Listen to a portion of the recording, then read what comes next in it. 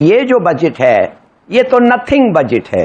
$80 billion annually तो हमें जरूरत है, 35 तो हम कमाते हैं। क्या करेंगे भाई, कब तक जाके भीख मांगेंगे। बजट के अंदर जो अयाशी है, जो अल्ले तल्ले हैं, जो फनकारियां हैं, जो मजे हैं, वो सारे के सारे अशराफिया के लिए होते हैं। जितने सारे बैंकरप्ट हो गए बिजनेस सियालकोट में, गुजरात में, उनको आप ऐसे करें चीनियों को दे दें। आपके हुकूक महफूज नहीं है, ना आपको कोई फैसिलिटी ये मुल्क देता है, और ये मुल्क चाहता है कि आप यहाँ से चले जाएं।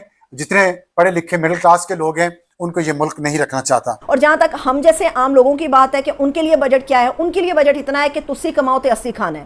ये झूठ बोला जा रहा है कि ब्रेन ड्रेन को रोकने के लिए 1% आपने जो उसके ऊपर एहसान किया वो भी ना करते तो क्या हो जाता। ये एक नॉन इवेंट है, ये लोगों को इकोनॉमी के टैक्स नेट के नजदीक नहीं ले जा रहा है, भगा रहा है उनको उधर से। नमस्कार दोस्तों, आप सभी का स्वागत है सिर्फ भारत पर। दोस्तों, पाकिस्तान का हाल ही में ईयरली बजट अनाउंस हुआ है जो कि $85 अरब है। इसमें लोगों को पाकिस्तान में पता नहीं कि ये किसके फ़ायदे का है। ज़्यादातर ईयरली बजट पाकिस्तानी मिलिट्री और वहाँ के नेताओं के लिए अलॉट है।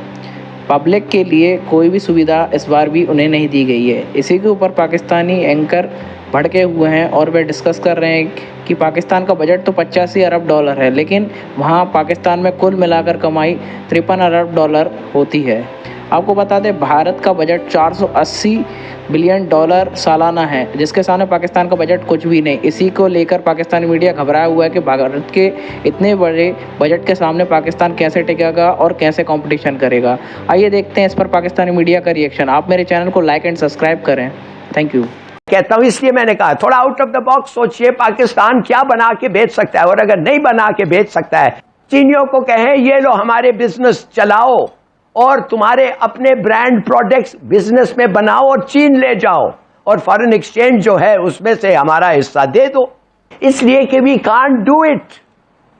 जब आप अपने पास फॉरेन एक्सचेंज अर्न करने के लिए स्किल नहीं है, इमेजिनेशन नहीं है, टैलेंट नहीं है, डिस्पोजिशन नहीं है, तो फिर उनको करने दें। सही। कुछ नहीं, I mean think out of the box, वो भी नहीं।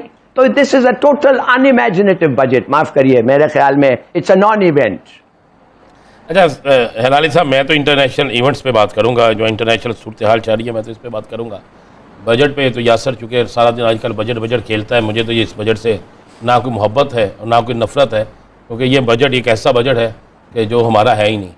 अच्छा हेलाली साहब, अमेरिका ने आज कह दिया जी चाइना हमारा बेहतरीन दोस्त है। दूसरी तरफ आज ईरान के हवाले से आपको पता है कि हमारे ऑलरेडी जो फील्ड मार्शल साहब थे वो कह रहे थे ये ब्रेन ड्रेन नहीं है, ब्रेन गेन है। तो जब अंडरस्टैंडिंग इतनी ज़बरदस्त और इतनी मज़े की हो आपकी तालीम के बारे में, साइंस के बारे में, ब्रेन ड्रेन के बारे में, तो फिर वाकई आपको तो चाहिए ही नहीं हायर एजुकेशन। मैं तो वैसे मशवरा देता हूँ सर, जो आप करना चाहते हैं ना, या जिस तरह के लोगों को आप साथ लेकर आए हैं, तो इन हालात के अंदर आप मुझे बताइए कि हायर एजुकेशन की वाकई ज़रूरत नहीं है। तो बड़ा आपका मौसर फैसला 36% नहीं। हायर एजुकेशन का मतलब है कॉलेजेस, यूनिवर्सिटीज़, जहाँ पर भी रिसर्च या हायर डिग्रीज़ की जो भी एजुकेशन है उससे रिलेटेड जितने भी, इवन मेडिकल कॉलेजेस, तो मेरा नहीं ख्याल ज़रूरत है। तो ये अच्छा किया आपने, हायर एजुकेशन कमीशन का भी बजट आप कम कर रहे हैं, हायर एजुकेशन का बजट कम कर रहे हैं, क्योंकि हायर एजुकेशन कमीशन का बजट कम करेंगे तो आपकी जो बात, जो तरीका वारदात आपका है वो चलेगा, वरना तो लोग सवाल पूछते हैं, शऊर आता है उनमें एजुकेशन से। तो ये काम तो बड़ा ख़राब है। IMF का क्या गोल है यासर? IMF का गोल सिर्फ एक है कि आप होश में रहें, कि आप अपने कर्ज फेड सकें, और उनका कोई इंटरेस्ट नहीं है आप में। आपको कोई उनकी पाकिस्तान इंटरेस्ट नहीं है, आपके कोई पॉलिटिकल कंपल्शंस उन पे इम्पैक्ट नहीं करते हैं। आपका IMF का गोल है इनको जिंदा रखो कि ये काम करके हमारा कर्ज फेड सकें। अब बात असल ये है कि डेवलपमेंट एंड ग्रोथ आपका एजेंडा है, जॉब्स आपका एजेंडा है, प्रोग्रेस आपका है, उनका नहीं है। तो उनसे मैं समझता हूं हम ज्यादा एक्सपेक्ट नहीं कर सकते।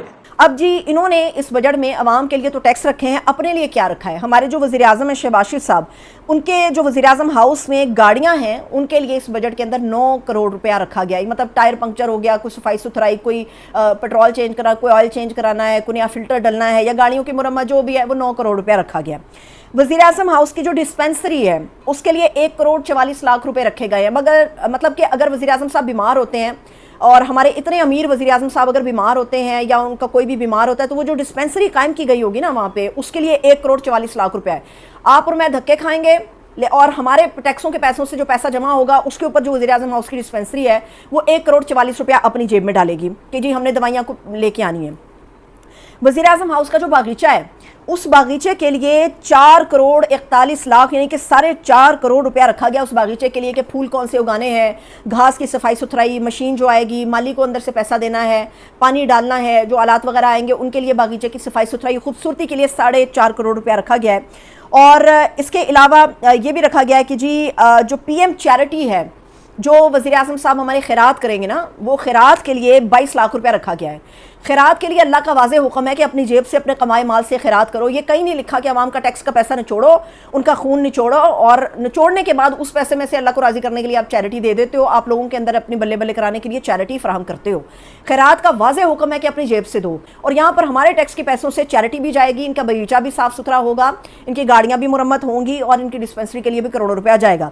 नेशनल हेल्थ सर्विसेज डिवीजन, जी हाँ, नेशनल हेल्थ सर्विसेज डिवीजन, जिसमें आपकी वैक्सीन्स, जिसमें आपकी तमाम हेल्थ पॉलिसीज़, जिसमें आपकी ड्रग पॉलिसीज़, तमाम चीज़ों को और आपके तमाम फेडरल हॉस्पिटल्स को जिन्होंने देखना है, जिन्होंने ज़ाहिर है आपकी जो एक्रीडिएशंस हैं इंटरनेशनल, आपके ये अभी मैं अमेरिका में डॉक्टर्स या दूसरी जगहों पर जो डॉक्टर्स जाते हैं उनका ज़ाहिर है जो भी कोऑर्डिनेशन हुकूमतों को, ये सब कुछ इन्होंने करना है।